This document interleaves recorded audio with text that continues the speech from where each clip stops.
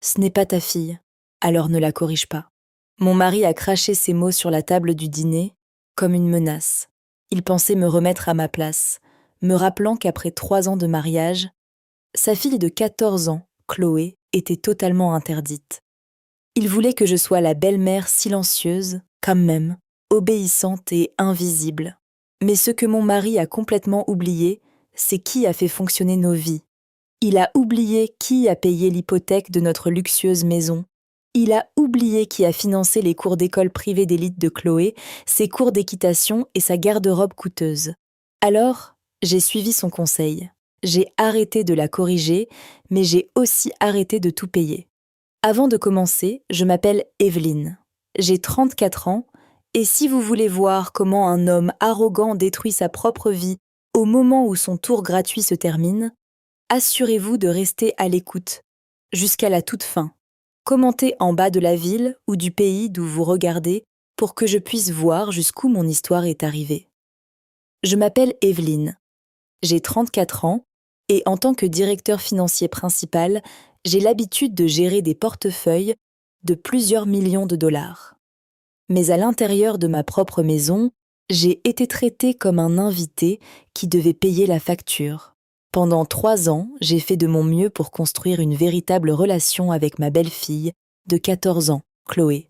Au lieu de cela, j'ai été accueillie avec des yeux qui roulaient, des portes qui claquaient et un manque de respect flagrant. Tout cela pendant que son père, Marc, en permettait chaque partie. Le point d'ébullition s'est produit pendant le dîner un mardi soir.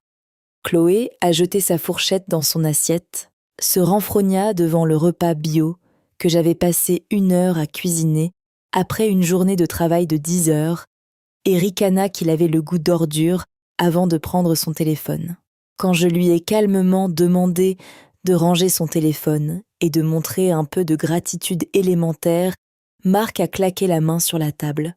Il m'a jeté un regard de pur venin et a craché « Ce n'est pas ta fille, ne la corrige pas ». Dans cette seconde exacte, l'illusion douloureuse de notre famille heureuse s'est complètement brisée. Cette nuit-là, pendant que Marc et Chloé dormaient paisiblement, je me suis assis seule sur l'îlot de la cuisine avec mon ordinateur portable ouvert. Il était temps de procéder à un audit silencieux et approfondi des finances de notre ménage. Ce que les feuilles de calcul ont révélé était encore pire que ce que j'avais réalisé. Marc gagnait un salaire modeste en tant que représentant régional des ventes, gagnant à peine assez pour couvrir son prêt de camion personnel et ses cartes de crédit. Pendant ce temps, mon revenu de cadre finançait à lui seul 85% de toute notre existence. Je payais l'hypothèque mensuelle de 4 500 monthly sur notre maison de banlieue de 4 chambres, finançais les frais de scolarité annuels de 18 000 clos de Chloé dans une école privée et couvrais ses cours d'équitation de 6 cents month par mois. En plus de cela, je payais pour des vêtements de marque, des camps d'été et de somptueuses virées, shopping le week-end. Marc avait construit une vie entière de luxe sur mon travail acharné, tout en réduisant mon rôle dans notre maison à celui d'un serviteur invisible. Il m'a traité comme un guichet automatique humain, s'attendant à un flux de trésorerie illimité, sans me donner une once de respect ou d'autorité maternelle en retour. Une clarté froide et nette s'est installée sur moi alors que je fermais l'écran de l'ordinateur portable. Si j'étais juste un étranger dans cette maison, alors il était temps de commencer à agir comme tel. Pendant le week-end, je suis allée travailler dans un silence total, démêlant méthodiquement ma vie de la leur. Tout d'abord, je me suis connectée à mon portail bancaire principal et j'ai ouvert un tout nouveau compte courant individuel dans une institution financière entièrement distincte. J'ai immédiatement mis à jour le système de paye de mon entreprise, redirigeant mon salaire de cadre de notre compte conjoint vers mon compte privé. Viennent ensuite les cartes de crédit. Je me suis connectée au portail de mon compte et j'ai annulé les cartes d'utilisateurs autorisées que j'avais données à Marc et Chloé il y a plus de 2 ans. Pas d'avertissement, pas d'annonce dramatique, juste un clic rapide pour les désactiver pour toujours. Enfin, j'ai rédigé 3 courriels officiels. La première est allée à l'administration de l'école privée d'élite de Chloé déclarant qu'à compter de maintenant, ma responsabilité principale en matière de facturation a été supprimée et que toutes les futures factures devraient être adressées uniquement à l'adresse électronique de Marc. Les deuxième et troisième courriels sont allés à son académie d'équitation et à son tuteur privé en mathématiques, leur demandant de mettre à jour leur fichier de paiement pour refléter Marc comme seul garant. Dimanche soir, chaque robinet financier qui finançait leur style de vie somptueux avait été complètement fermé. Je me suis assis sur ma chaise de bureau, j'ai pris une profonde inspiration et j'ai attendu que le barrage éclate. La première fissure dans leur illusion est apparue mardi après-midi. J'étais dans mon bureau à domicile lorsque la porte d'entrée s'est ouverte si fort que les murs ont tremblé. Chloé a fait irruption dans le couloir, son visage rougi d'une fureur absolue, brandissant son élégant sac à provisions noires comme la preuve d'un crime. Elle était au centre commercial avec ses amis, en train d'essayer d'acheter une veste en cuir à 700 $ seulement pour que sa carte soit agressivement refusée devant tout le monde. « Ta stupide carte n'a pas fonctionné !» Elle hurla en piétinant jusqu'à mon bureau et en me jetant le morceau de plastique au visage. « Réparez !» Le maintenant. C'était tellement embarrassant. Je n'ai même pas levé les yeux de l'écran de mon ordinateur portable. J'ai simplement bu une gorgée de mon café et j'ai dit d'un ton calme et plat.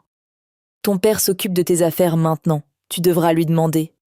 Avant qu'elle ne puisse traiter ma réponse, Marc est venu charger dans les escaliers, son téléphone collé à son oreille. Son visage était d'une pâleur fantomatique. L'école privée, l'académie d'équitation et les entreprises de services publics l'avaient tous rappelé dos à dos pour l'informer que ses principales méthodes de paiement avaient échoué et que ses comptes étaient officiellement en souffrance. La panique s'était finalement installée. Marc a fait irruption dans mon bureau à domicile, claquant la porte derrière lui. Ses yeux étaient écarquillés de panique. Ses mains tremblaient alors qu'il me poussait une pile d'avis imprimés en retard sur le visage. « Qu'est-ce que c'est que ça, Evelyne ?» il a crié. Sa voix craquait. L'école dit que les frais de scolarité de Chloé ne sont pas payés. Son académie d'équitation a annulé ses séances. Avez-vous éteint les cartes ? J'ai lentement fermé mon ordinateur portable, me suis penchée en arrière sur ma chaise et l'ai regardé droit dans les yeux. Mardi, vous avez clairement indiqué que Chloé n'était pas ma fille et que je n'avais aucun droit de la corriger ou de la guider. J'ai suivi ton conseil. Si je n'ai aucune autorité parentale dans cette maison, alors je n'ai aucune obligation financière de parrainer son style de vie. C'est une enfant ! Marc rugit, arpentant nerveusement le sol. Tu es sa belle-mère. On est mariés. La famille partage tout. Tu ne peux pas nous couper comme ça. C'est sans cœur. La famille se respecte mutuellement. Répondit. Ma voix se réduisant à un murmure glacial.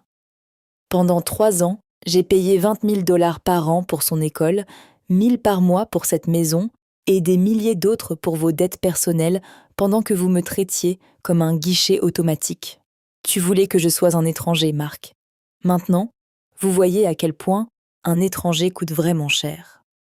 Au cours du mois suivant, le monde confortable de Marc a complètement implosé sous le poids de la réalité. Désespéré de maintenir les apparences, il a épuisé ses modestes économies en quelques jours, a contracté des prêts personnels à taux d'intérêt élevés et a finalement été contraint de vendre son précieux camion de sport juste pour garder l'électricité allumée et couvrir les dépenses de base. Le luxe avait disparu. Chloé a été retirée de son école privée d'élite et inscrite au lycée public local. Ses leçons d'équitation ont été annulées et ses habitudes de magasinage coûteuses se sont brusquement arrêtées. Pour la première fois de sa vie, elle a réalisé que son père était complètement fauché sans mes revenus et la tension entre eux est devenue insupportable. Pendant ce temps, j'ai bougé en silence. J'ai rencontré un avocat spécialisé en divorce, rassemblé tous les dossiers financiers prouvant que la maison avait été achetée uniquement à mon nom avant notre mariage et finalisé les documents. Un jeudi après-midi pluvieux, alors que Marc tentait de négocier un autre prêt, un serveur de processus est arrivé à notre porte. Je lui ai officiellement signifié les papiers du divorce avec un préavis formel de 30 jours pour quitter ma propriété. Le tour gratuit était officiellement terminé. 30 jours plus tard, j'ai regardé de ma fenêtre à l'étage Marc et Chloé emballer les dernières affaires dans une camionnette de déménagement louée. Sans que mon salaire de cadre ne les soutienne, ils ont été contraints de réduire leurs effectifs dans un minuscule appartement délabré de 2 chambres à l'autre bout de la ville. L'homme arrogant qui m'a dit un jour que je n'appartenais pas était maintenant brisé, confronté à une montagne de dettes et à la dure réalité de son propre droit. Quant à moi, j'ai récupéré ma maison, ma paix et ma liberté financière. J'ai rénové la maison, investi mon argent dans mon propre avenir et je n'ai jamais regardé en arrière. Aimer une famille ne devrait jamais signifier lui permettre de vous marcher dessus. Et prendre la générosité de quelqu'un pour acquise vous coûtera toujours tout à la fin. Qu'aurais-tu fait si tu avais été à ma place ? Suis-je allé trop loin ou Marc et Chloé ont-ils eu exactement ce qu'ils méritaient ? Déposez vos réflexions dans les commentaires ci-dessous et n'oubliez pas d'aimer et de vous abonner pour plus d'histoires.